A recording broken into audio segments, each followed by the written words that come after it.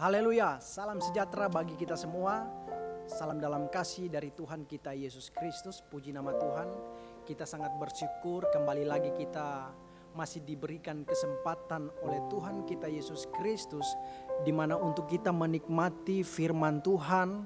Karena firman Allah ini yang akan terus merubah kehidupan sikap kita untuk menjadi pribadi yang lebih baik.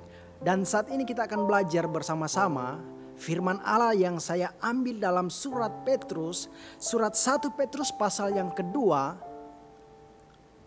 mulai ayat yang ke-18, surat 1 Petrus pasal yang kedua, ayat yang ke-18, dan sampai dengan ayat yang ke-23, begini bunyi firman Tuhan.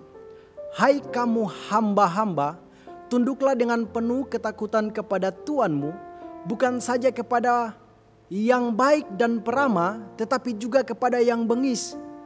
Sebab adalah kasih karunia jika seorang karena sadar akan kehendak Allah menanggung penderitaan yang tidak harus ia tanggung.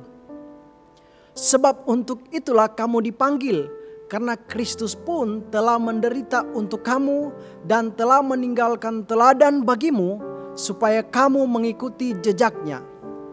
Ia tidak berbuat dosa dan tipu tidak ada dalam mulutnya.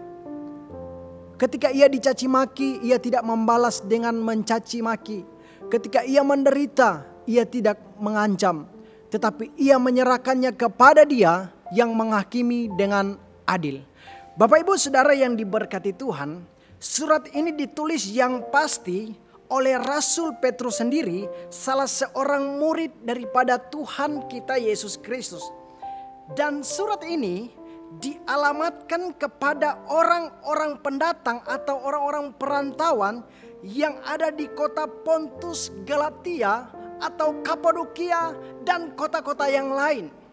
Nah, saudara-saudara yang diberkati Tuhan, kemungkinan orang-orang yang percaya yang ada di dalam perantauan itu kemungkinan adalah jemaat yang dirintis atau dimenangkan oleh Rasul Petrus ketika dia berkhotbah dalam Kisah Rasul pasal yang kedua, di mana kita tahu bersama waktu Petrus berkhotbah maka Alkitab berkata ada 3.000 jiwa yang memberi diri untuk dibaptis. Sehingga mereka telah dimenangkan, lalu mereka kembali ke kota atau ke negeri mereka masing-masing untuk menjadi berkat di sana. Nah, saudara yang diberkati Tuhan, tujuan dari surat ini adalah untuk menguatkan iman orang percaya yang ada dalam perantauan, yang sedang mengalami penderitaan, yang sedang mengalami kegoncangan iman mereka terhadap Kristus. Ini luar biasa.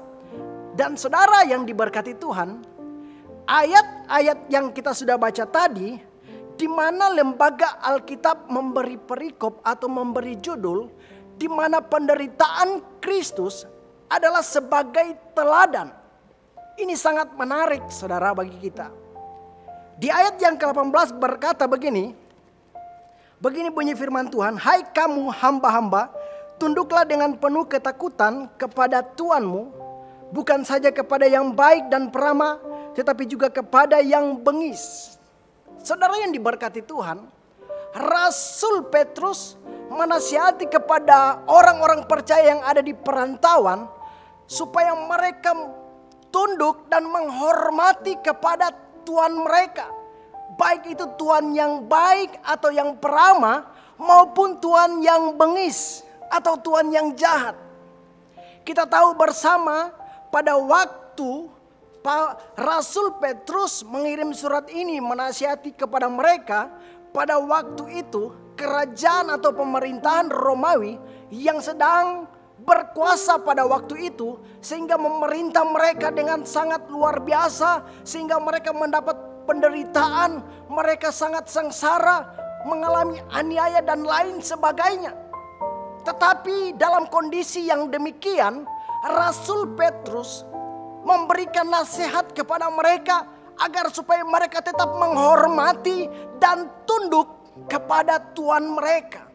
Bukan saja kepada Tuhan yang baik atau Tuhan yang peramah.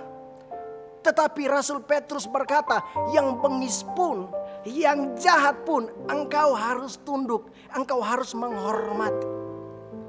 Saudara-saudara yang diberkati Tuhan. Bahkan ayat yang selanjutnya berkata, sebab adalah kasih karunia jika seorang karena sadar akan kehendak Allah menanggung penderitaan yang tidak harus ia tanggung. Adalah kasih karunia jika seorang karena sadar akan kehendak Allah menanggung penderitaan yang tidak harus ia tanggung. Itu kata firman Allah, itu adalah kasih karunia. Ayat yang ke-20 berkata, sebab dapatkah disebut pujian jika kamu menderita pukulan karena kamu berbuat dosa? Apakah dapat disebut pujian karena kamu menderita pukulan karena berbuat dosa, kata firman Allah? Tidak, saudara. Malahan sebaliknya, mendapatkan caci maki, hujatan dan lain sebagainya kalau kita menderita pukulan karena kita melakukan dosa. Tetapi kalimat selanjutnya berkata, begini bunyi firman Tuhan, jika kamu berbuat baik dan karena itu kamu harus menderita, maka itu adalah kasih karunia pada Allah, kata firman Allah. Saudara lihat, orang yang berbuat baik, tetapi ketika dia menderita karena perbuatan baiknya, firman Allah berkata, itu adalah kasih karunia daripada Allah. Dan ayat selanjutnya berkata, ayat yang ke-21, sebab untuk itulah kamu dipanggil. Ini luar biasa. Untuk apa kita dipanggil? Di kalimat yang saya baca tadi berkata, ketika kita menderita berbuat baik, itu adalah kasih karunia pada Allah. Dan untuk itulah kita dipanggil. Saudara, kita berbuat baik, melakukan perbuatan yang baik, tetapi kita menderita, Alkitab berkata itu adalah kasih karunia Allah. Dan untuk itulah kamu dipanggil. Wow, untuk menderita kita dipanggil. Masih maukah kita menjadi orang percaya? Masih maukah kita menjadi pengikut Kristus? Menderita, kata firman Allah. Biar lebih jelas kita melihat, kita bandingkan dengan Filipi pasal yang pertama ayat yang ke-29. Filipi pasal yang pertama ayat yang ke-29. Begini bunyi firman Tuhan.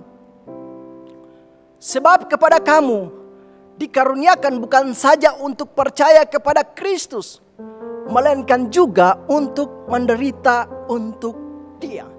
Ini lebih jelas.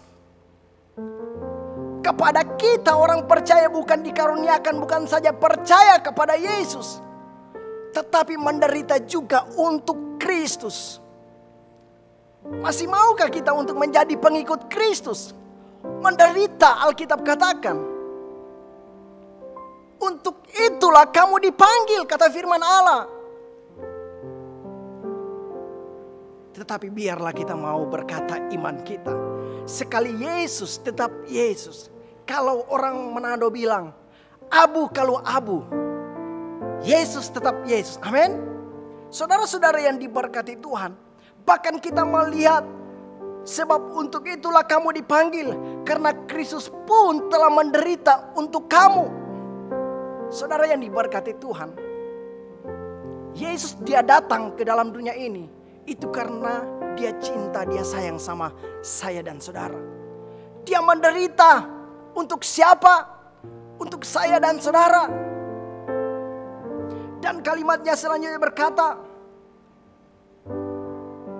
dan Yesus telah meninggalkan teladan bagi kamu, supaya kamu mengikuti jejaknya. Penderitaan Yesus adalah suatu teladan bagi orang yang percaya, untuk supaya kita mengikuti jejak Tuhan, kata firman Allah. Ayat yang ke-20 berkata, ia tidak berbuat dosa dan tipu tidak ada dalam mulutnya. Ketika ia dicaci maki, ia tidak membalas dengan mencaci maki. Ketika ia menderita, ia tidak mengancam, tetapi ia menyerahkan kepada Dia yang menghakimi dengan adil. Saudara yang diberkati Tuhan, Dia datang, Dia adalah Allah. Dia datang ke dalam dunia ini karena dia cinta saya dan saudara. Dia datang ke dalam dunia ini karena dia mau melakukan kehendak Bapa. Dan kita tahu bersama dalam perjalanannya banyak hal-hal yang tidak mengenakan yang Yesus alami. Alkitab berkata, dia dicaci maki. Tetapi apa Yesus lakukan? Dia tidak membalas dengan mencaci maki. Yesus dalam pelayanan, Alkitab berkata dia menderita. Tetapi ia tidak mengancam. Kalau Tuhan mau balas, Yesus mau balas, dia hembuskan nafas aja sedikit, hangus bumi ini. Tetapi lihat, waktu Yesus menderita dalam pelayanannya, dia tidak mengancam. Saudara-saudara yang diberkati Tuhan, seringkali kita dalam kehidupan kita, dalam beraktivitas dimanapun kita berada, seringkali ada orang yang berbuat jahat kepada kita, padahal kita tidak melakukan kesalahan kepadanya, kita berbuat baik kepada orang tersebut, tetapi kita dibalas dengan kejahatan. Dan hal tersebut kita bisa membalas orang ini. Kita bisa membalas perbuatan daripada orang lain. Tetapi kita punya figur yang baik. Kita punya tokoh yaitu Yesus Kristus Tuhan kita. Yang telah meninggalkan teladan bagi kita agar supaya mengikuti jejak Tuhan. Yesus menderita, dia tidak mengancam, tetapi Alkitab berkata bahwa dia menyerahkan kepada dia yang menghakimi dengan adil. Begitu juga dengan kehidupan kita. Kita mau serahkan kepada Tuhan. Sebab ada firman Allah berkata, pembalasan adalah hakku di dalam kitab Ibrani.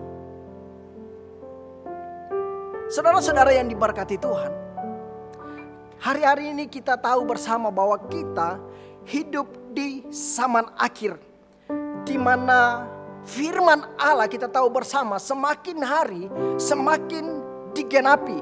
Bahkan kita harus tahu di dalam Injil Yohanes pasal yang ke-15 ayat yang ke-18 berkata, kalau Yesus telah dibenci oleh dunia ini, maka otomatis kita sebagai pengikut-pengikut Kristus akan dibenci juga oleh dunia ini.